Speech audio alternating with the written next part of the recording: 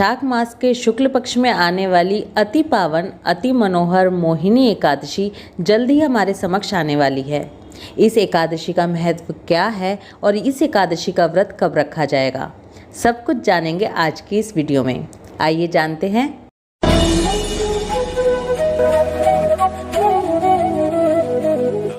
राधे कृष्ण आप सभी को। वैशाख मास के शुक्ल पक्ष में आने वाली एकादशी को मोहिनी एकादशी के नाम से जाना जाता है। इस दिन को भगवान विष्णु को समर्पित किया गया है। ये दिन मोहिनी एकादशी के नाम से इसलिए जाना जाता है क्योंकि इस दिन भगवान विष्णु ने मोहिनी रूप धारण किया था। इस दिन भगवान विष्णु के मोहिनी स्वरूप की पूजा की जाती है। शास्त्रों के अनुसार प्राचीन समय में देवता और दानवों ने मिलकर समुद्र मंथन किया था। जब इस मंथन में अमृत निकला और दानवों में युद्ध होने लगा, तब भगवान विष्णु ने इसी तिथि पर मोहिनी रूप में अवतार लिया। मोहिनी रूप में अमृत लेकर देवताओं को इसका सेवन कराया।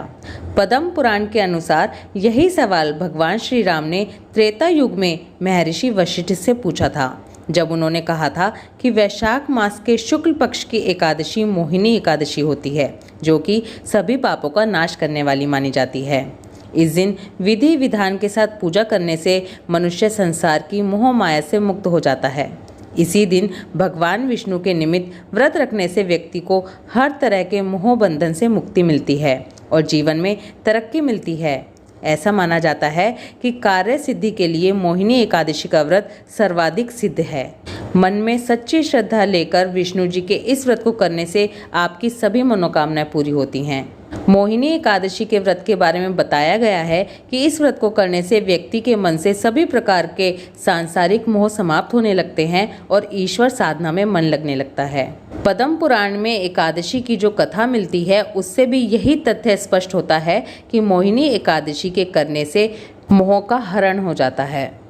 इस एकादशी का व्रत करने से पापों का तो नाश होता ही है, बाद में मोक्ष की भी प्राप्ति होती है।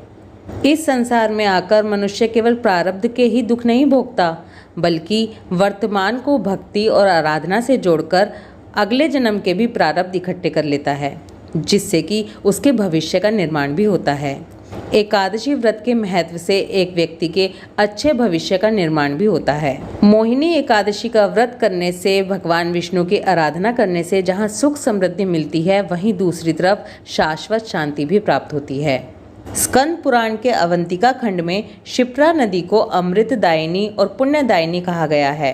मोहिनी एकादशी पर क्षिप्रा नदी में अमृत महोत्सव का आयोजन किया जाता है। वैसे भी वैशाख मास अपने आप में इतना पावन महीना है, तो इसमें आने वाली एकादशी अपने आप में बहुत अधिक महत्व रखती है। सबसे पहले ये जानते हैं कि मोहिनी एकादशी कब है। मोहिनी एकादशी तिथि शुरू हो रही है 30 अप्रैल शाम 8:28 पर और मोहिनी एकादशी तिथि समाप्त हो रही है 1 मई को रात 10:09 पर। इस बार एक ही दिन की एकादशी है। मोहिनी एकादशी का व्रत 1 मई को रखा जाएगा।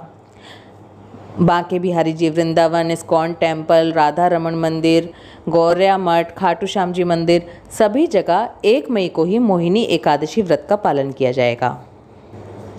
अब पूजा विधि के बारे में जान लेते हैं।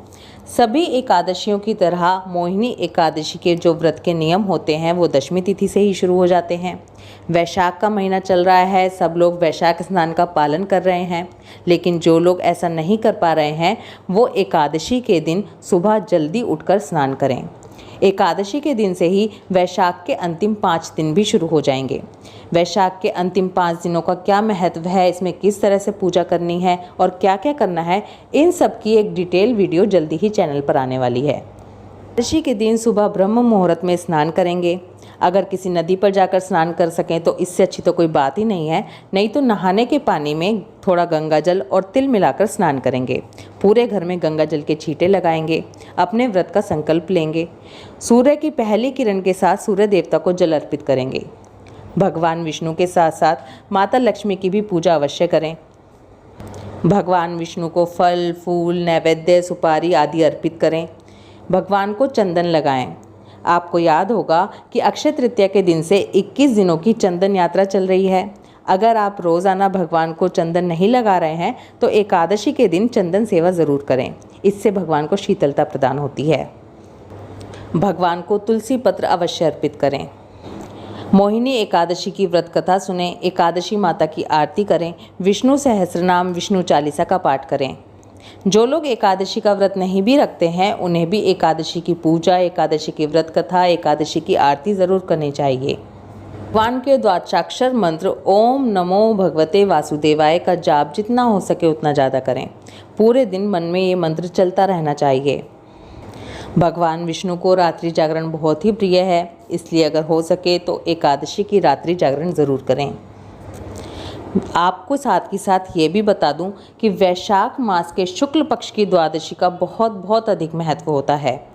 आप आगे वैशाख महात्म्य में भी सुनेंगे कि वैशाख की जो ये द्वादशी है उसके महात्म्य से एक कुतिया का उद्धार हुआ था। इसलिए द्वादशी के दिन कुछ ना कुछ दान ज़रूर दें।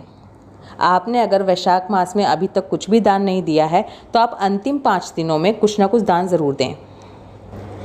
द्वादशी के दिन सीधा या खाना दक्षिणा रखकर ब्राह्मण को दें और उसके बाद अपने व्रत का पारण करें। मोहिनी एकादशी व्रत का पारण 2 मई सुबह 5:40 से लेकर सुबह 8:19 के बीच में करेंगे। वैशाख का महीना भगवान विष्णु को अत्यंत प्रिय है, इसीलिए इस महीने को माधव मास या मधुसूदन मास भी कहा जाता है। इसलिए इस महीने में आने वाली एकादशी का अथाह पुण्य है। वैशाख मास में आने वाली इस मोहिनी एकादशी को व्यर्थ ना जाने दें। वैशाख मास के अंतिम 5 दिनों की बहुत ही इम्पोर्टेंट डिटेल्ड वीडियो जल्दी ही चैनल पर आने वाली है, इसलिए चैनल के साथ बने रहें। ओम नमो भगवते वासुदेवाय। राधे कृष्णा।